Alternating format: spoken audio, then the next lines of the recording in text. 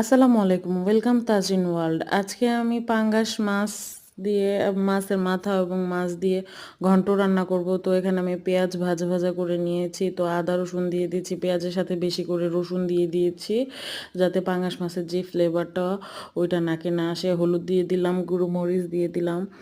গুঁড়ো মরিচ আমি বেশি করে দিয়েছি। তো পাঙ্গাস মাছের মধ্যে আমি একটু গরম মশলার গুঁড়ো দিয়ে দিয়েছি। তো এই যে আমার পাঙ্গাস মাছ ভাজা।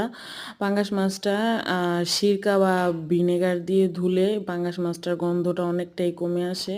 তো ভাজা পাঙ্গাস মাছ দিয়ে দিছি। তো দিয়ে দেওয়ার পরে আমি এখানে একটু শাক বাটা দিয়ে দিলাম। দেওয়ার পরে আমি লেবু পাতা দিয়ে ঘন্ট করছি। তো জিরা ফাঁকি দিয়ে দিলাম। তো হয়ে গেছে আমার পাঙ্গাস মাছেরই। এভাবে পাঙ্গাস মাছের ঘন্ট করে দেখবেন, খুবই মজা লাগে। Thank you for watching. বাসায় করে খেয়ে তারপরে বলবেন যে কেমন হয়েছে, কমেন্টে জানাবেন। Thank you.